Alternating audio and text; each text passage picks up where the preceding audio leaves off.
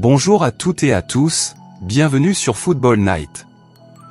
Aujourd'hui, retour sur un moment historique pour le football ivoirien. Le 25 juin 2026, au Lincoln Financial Field de Philadelphie, la Côte d'Ivoire disputait son dernier match de groupe face à Curaçao avec un objectif simple, décrocher sa qualification pour les 16e de finale. Mission accomplie. Les hommes d'Emers Faé se sont imposés 2-0 grâce à un immense Nicolas Pepe, auteur d'un doublé décisif. Cette victoire permet aux éléphants de franchir pour la première fois de leur histoire la phase de groupe d'une Coupe du Monde. Une entame parfaite. La Côte d'Ivoire entre immédiatement dans son match. Dès la 7e minute, une erreur de relance de Curaçao est exploitée par le jeune Yann Diomandé, qui récupère le ballon et sert parfaitement Nicolas Pepe. L'attaquant conclut d'une frappe précise.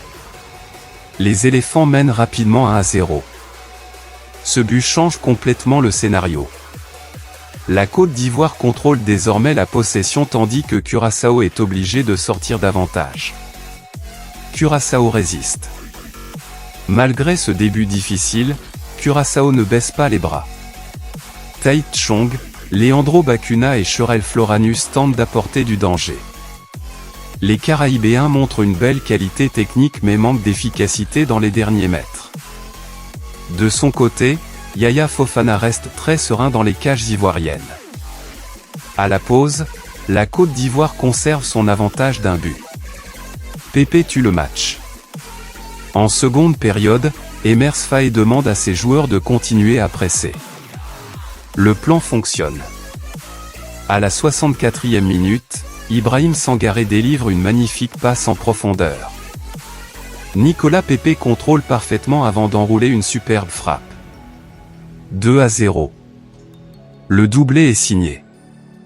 La qualification est quasiment assurée. Les dernières minutes sont parfaitement gérées par les éléphants, qui ne laissent plus aucun espoir à Curaçao.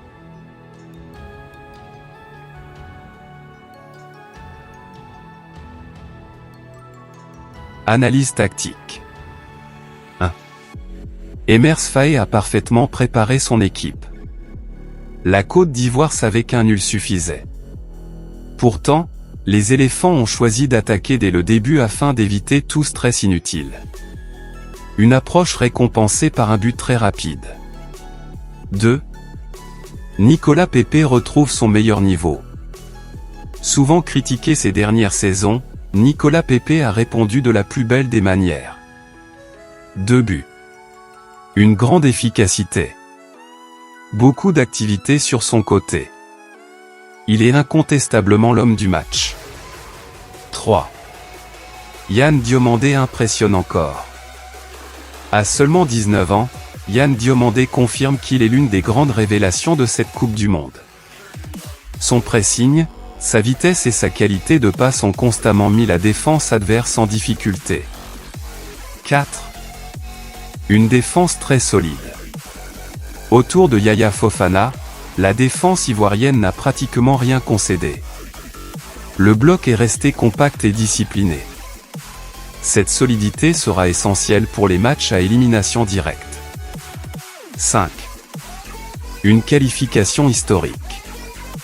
Cette victoire permet à la Côte d'Ivoire de franchir la phase de groupe d'une Coupe du Monde pour la première fois de son histoire. Les éléphants terminent deuxième du groupe et poursuivent leur aventure avec beaucoup d'ambition.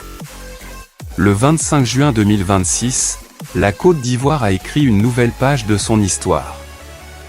Une victoire 2-0, un doublé de Nicolas Pepe, un collectif très solide et une qualification historique. Les éléphants arrivent désormais en phase à élimination directe avec énormément de confiance. La suite de l'aventure s'annonce passionnante. Question du jour. Jusqu'où la Côte d'Ivoire peut-elle aller dans cette Coupe du Monde ? Nicolas Pepe est-il redevenu le leader offensif des éléphants ? Quel joueur vous a le plus impressionné ? N'oubliez pas de vous abonner à Football Night, d'activer la cloche et de laisser un pour soutenir la chaîne.